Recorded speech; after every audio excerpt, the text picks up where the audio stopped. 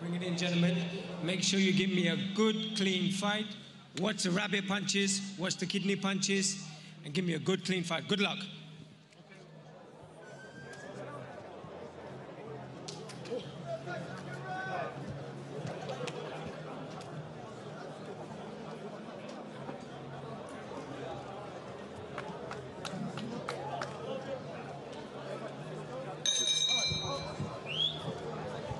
So they're scheduled for 8 in the heavyweight division. Bahodir Jalolov in the purple and white with the Uzbek colours down the side as well. Kamil Sokolovsky in the white shorts. As I mentioned, he is a seasoned campaigner, a good boxer. He's compact, he's well organised, he doesn't give anything away.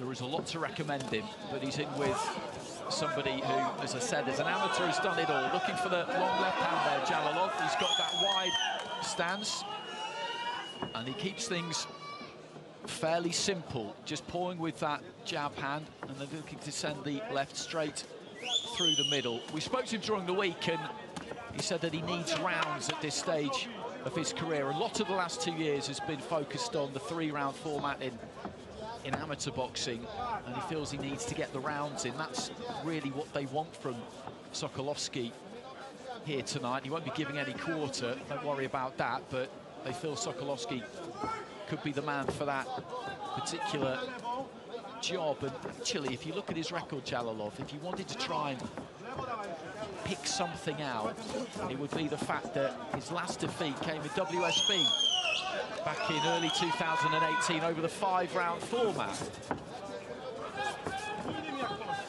And he's not been deep in a fight as a pro, the 4th being the furthest he's gone. We spoke to him in the fighter meetings this week. I spoke to him on his last fight in Dubai on the fighter meetings. We were asking him if he felt he was ready for the top. He feels all he needs is rounds, all he needs is that fitness and that engine, but it's finding fighters that will take him that distance. Now, Sokolovsky is tough, but a meaningful shot from Jalolov has yet to land on the chin. And we'll see if he can stand and withstand what Jalolov has, which I believe is frightening power in that left hand. Just landed on top of the head there. Jalolov just keeping that stance organised, as I say, boxing out of a little bit of a crouch, trying to make himself a difficult target, an awkward target to hit. Jalolov trying to measure that left, goes down to the body with it that time. Sokolovsky did well with it, just dropped his forearms.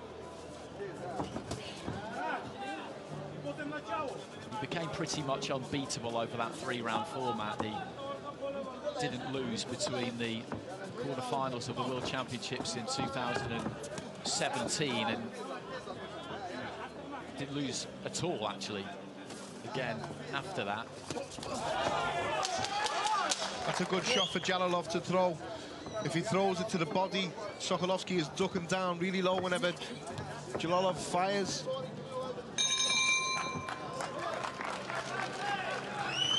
So round down, around. All he needs to build up. There's not much else that he'll be able to learn and add to his game apart from the fitness and the engine to do the 12-round period, the 12-round distance. I know that Joe Joyce rates Jalolov's punching power as being right up there with anybody that he's faced. Hrgovic and Joyce are too far down the track for there to be any reason for them to fight Jalolov until a good way down the track. Yeah, there's that 1-2 from Jalolov. Let's not get ahead of ourselves. He's got business to do here, and he's caught Sokolovsky, who's saying that it was a slip, but it was started with a punch. There was a crunching left hand that got through a few seconds before, then just a right hand. Yeah, just a flash knockdown, but it did land. Good body shot there from hand into the body, and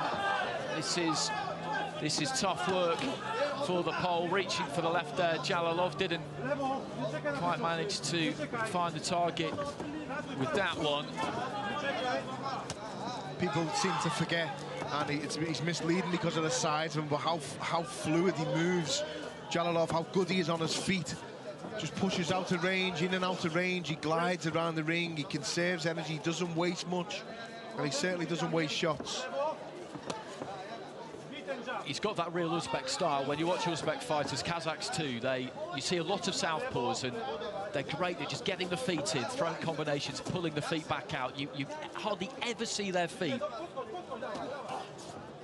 any distance apart. They're the same distance apart at all times, which just gives them that balance on the way in and on the way out. Yeah, it's them good fundamentals, Andy, which you're taught from when you're a kid or when you first start boxing. You master them basics, you get them basic fundamentals right, and you're going to go far in the game.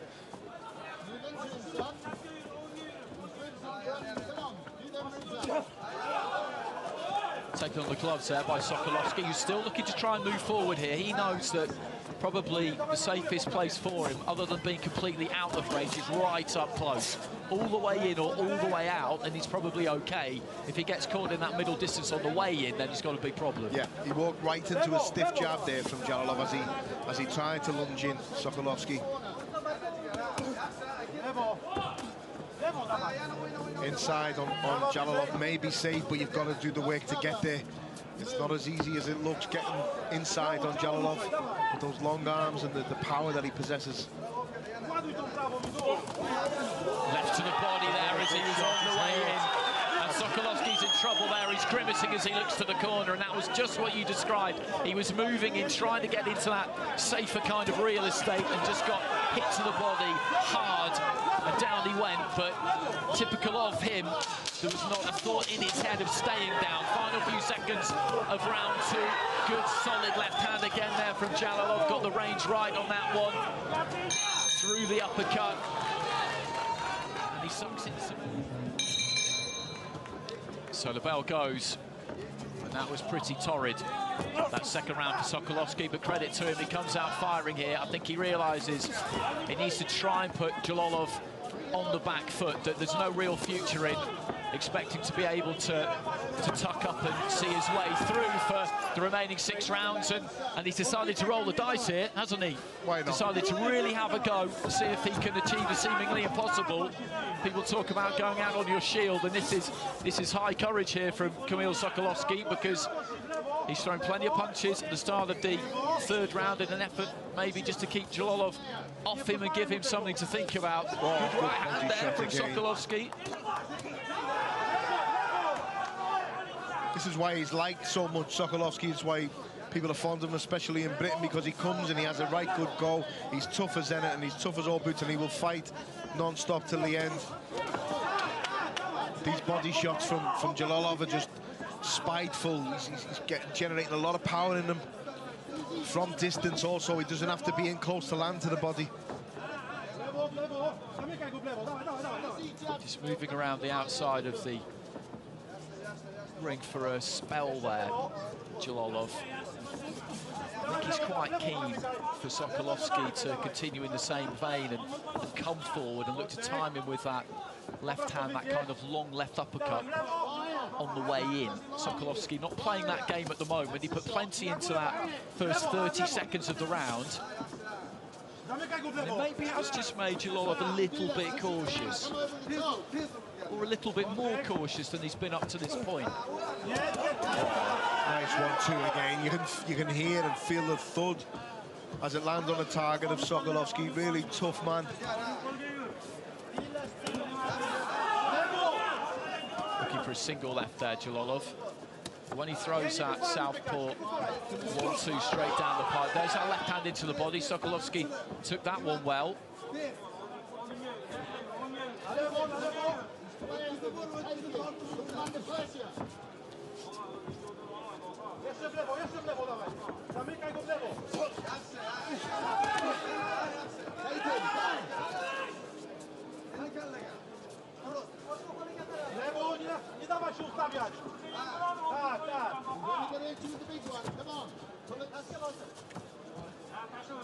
Stepping in there, Sokolovsky grabs hold of his man, and he's shown all of his experience in this 3rd round, hasn't he, Sokolovsky? Yeah. Came out bombing at the start of the round and fooled me into thinking that he was going to look to try and go for the win. Yeah. It's put Jalolov just a little bit into his shell, maybe, and he's got through this 3 minutes. Although with a 10th fake, there goes a bell. He's got through that 3 minutes. International amateur competition beckoned for him. If he has fights in America, again, which he obviously will, then I think he will head back to California to train with the Diazes. They've also got Israel Madrimov, who's out here supporting Akhmadaliev. They've got a whole host of Uzbek fighters on their books. So into the fourth round here. Jalolov in the purple and white. Kamil Sokolovsky in the white was put down twice in the second round, but did a good job of navigating his way through the third. I'd like to see Jalolov's jab, more of it. He's just pouring it out at the moment. It's just a feeler. It's just trying to set up the left hand, whether that be that hook or the body or straight to the head. But he has a really nice jab and a solid stiff jab when he throws it.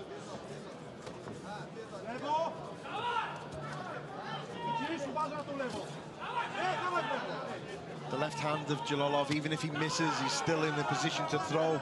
He never falls in with it. He's never out of range too much. Just so fluent and efficient. Doesn't waste much energy. A bit more on the jab that time, then again throws that left. The gloves are up for Sokolovsky, but every time you see Jalolov land on gloves, you see the effect that has, as you've been saying. They cannon back into the face.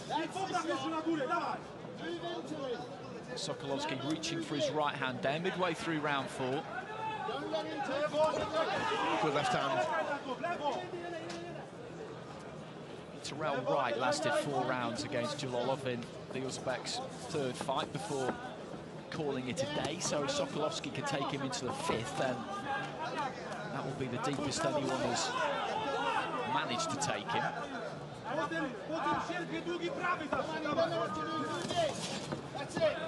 Sweat just spraying all over us. Ringside there as these two tangle on the ropes.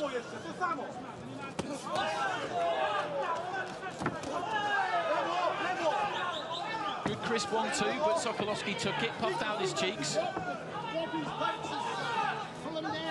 I do hear fighters talk about what it's like boxing big punches, and you'll be able to tell me whether this is true or not. It could be a shock early on, but if you could stay in there, you can get used to it. You can get used to the power, and Sokolovsky has eaten up some pretty solid work from Jalolov in this round.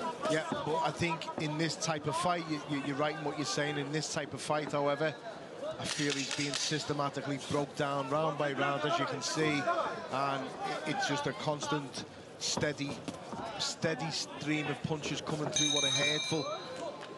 Brave and game effort. Going to the academy there for the World Series of boxing in the days leading up to it, and just fighters everywhere you look. That's what everybody wants to be. I was good left hand there, strong left hand from Jalolov, right out of the gate at the start of the round, and Sokolovsky goes down, has a look towards his corner, gestures to say that he's okay, but he was pinned on the end of that 1-2. I'm glad that shot didn't land when he was on the floor then. Referee just calling a timeout here. And having a word with Jalolov for aiming the follow-up. Which is just as serious an offence as actually landing it. Sokolovsky has got big problems here early in the 5th round. 30 seconds in, Jalolov is going after him here. I was just about to say, I was in Uzbekistan in 2000, as long ago as that. Great fighting country, very good fighters. And Jalolov leading the way at the moment.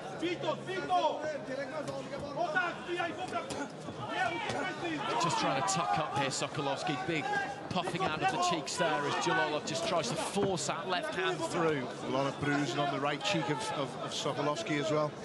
See the eye starting to close now. Nice rapid combination, left hand up top, and Sokolovsky goes down eventually. And again looks to his corner, and the referee waves this one over. Sokolovsky isn't happy, but I think the referee has done the right thing there. He protested his prey. There's that straight left. As soon as the bell goes, Andy, look, just a nice, straight, fast 1-2. That shot could have got him into a lot of bother if had Sokolovsky tried to make a meal of it and stay down. You know, a bit naughty. It was, and you just quite simply should never do that. No. You see fighters in the early stages of their careers do that, and they get away with it because they're the prospects and they're the big name on the home show, and we're all here to see them, but you should never, ever do that. No, I don't like to see it. I've been guilty of it myself. Many fighters will be guilty of it. The occasion, the adrenaline gets hold of you and takes hold of you, and it's understandable, but it's wrong. You shouldn't do it. He apologised as soon as he got into the neutral corner to Sokolovsky's corner while the referee was counting, and then he apologised to the referee when the referee rightly warned him for it. But I'm glad to see, again, such a hard man. Undefeated 10-0, Bahodir Jalolov. Well, into double figures now, Bahodir Jalolov.